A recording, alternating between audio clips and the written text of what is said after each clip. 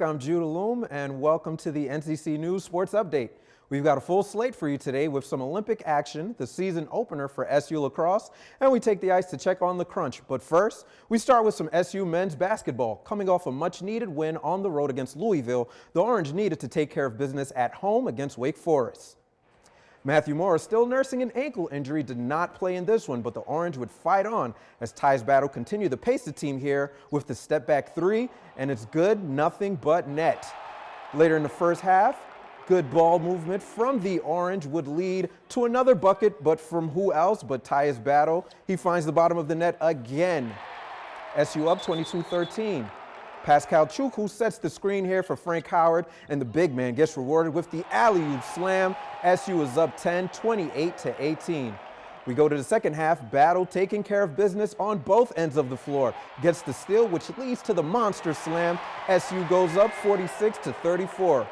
Ty's battle now playing point guard as he would get his teammates into some scoring action. Dish it to Sidibe, drives the lane for the slam. Sidibe's knees looking good on that one as he missed a couple games previously. SU up 65-55, but the Deacons would not falter as they nail the three here. Brian Crawford closes the Orange lead to 4 with 50 seconds to go, but the Orange defense stood tall.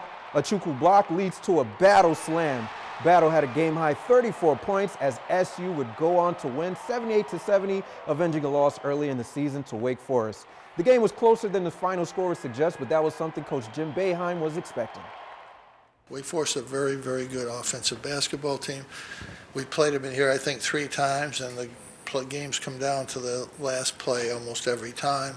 Tyus just made big plays, and Frank made a big play to Pascal at the end, and that was the difference.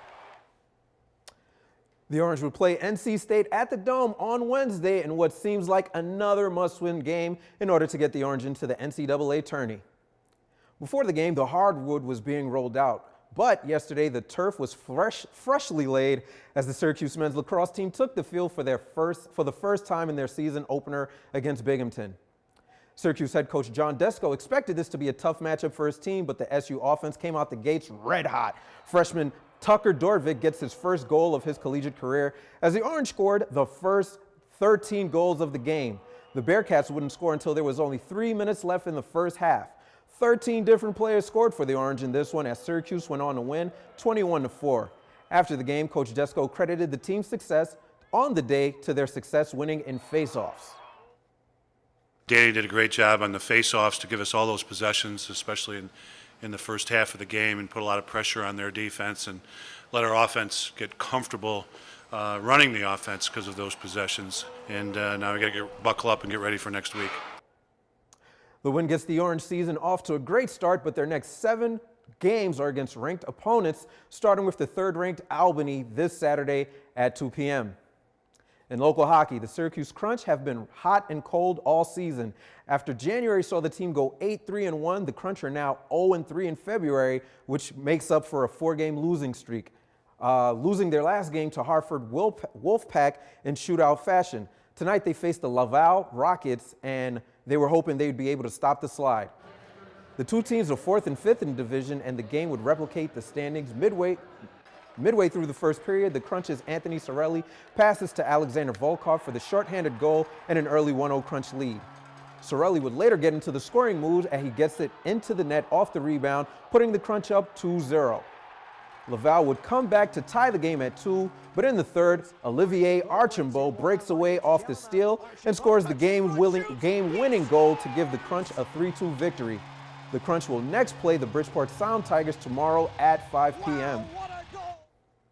And now for Olympic action. The Winter Olympics kicked off on Friday with the opening ceremonies, and one of Central New York's own, Aaron Hamlin, will serve as the flag bearer. Hamlin is originally from Remsen, New York, and currently resides in Lake Placid. The 31-year-old is participating in her 4th Olympics and won the honor of flag bearer by way of a coin toss after an 8-way tie. Before landing in South Korea, Hamlin got a huge standoff at the airport as fans and family wished the Olympian luck before her flight.